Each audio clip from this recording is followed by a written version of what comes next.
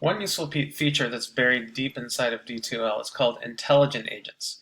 And most people miss it because it's not in here, it's not one of these buttons, but if you click on course admin, you'll see it right here. What it is it's a way for you to automate D2L telling you if students aren't logging onto your course regularly.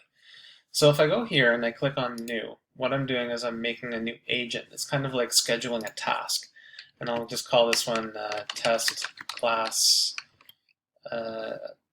activity.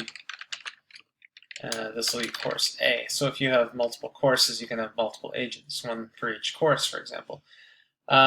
And then what I do is I say I want to run this agent for either everybody on the class list, and that's normally what you would do, but sometimes you'll have other teachers on your class list, or sometimes administrators will want to join your class. You can say you only want to run this for students or only for teachers or whatever.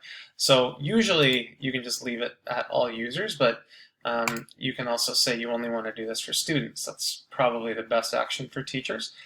And then here, you have a choice to do it for login activity or for course activity.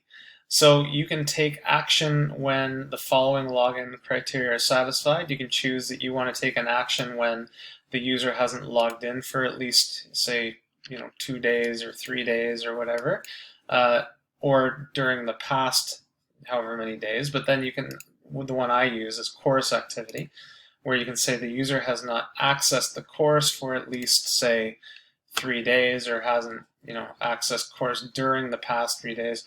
Pick one of those. I'll stay with this one. So basically, if I have a student who hasn't accessed my course for 3 days, then I'm going to get an email about it. The release conditions I haven't actually ever used, so I won't speak to that. Now down here in actions, you can choose take action only the first time the agent's criteria are satisfied, or what we probably want in this example is take action every time. So every time I have a student who hasn't done anything for 3 days, logged in for 3 days, then I'm going to take action. And now down here is the action. The action is sending an email. So I'm going to send an email to my Limestone address. And the subject line is going to say no course activity. And you can go further and you can automate this. So you can say what you see here, what replace strings can I use in the subject and message? So I can make this individual, and that I can say no course activity for, and if I click here you can see I can say no course activity for, and then I can take that right there, copy, and I'm going to paste it just like that, and then a space, and I'm going to replace the last with first. So now it's going to give me an individual email saying that this person hasn't logged on. This is just the subject line, so I'm going to, and then I can have a more detailed message if I want, saying for, and then again, I can click on here and get the course. So the name for the course would be right here. I'll copy that, paste. So for, and this will be the name of the course.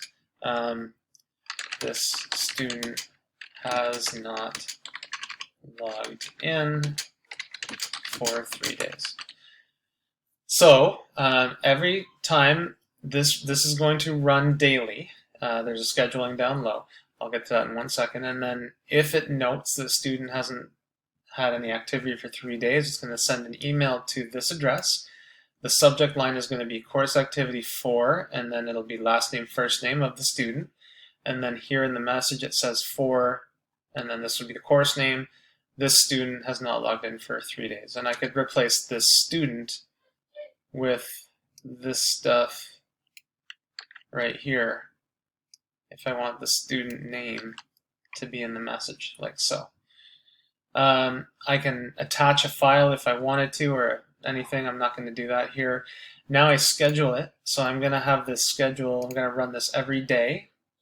So every 1 day this is going to run, and the start date I'll say now, and the end date will be the end of the semester, so whatever that would be. I'll I'll just pick one in November, sure. We'll end it here, and then update.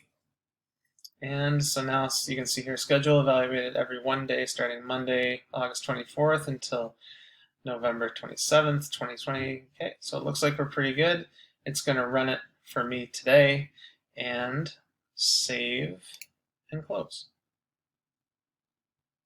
And now you can see that in my agent list, I have this one here, which is going to start running now.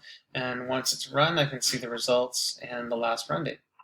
Last thing I need to do, I need to click here and I need to enable it, I believe. So now, if it wasn't enabled before, it is now. I think it is going to run. So there you go. Now you know how to use an intelligent agent.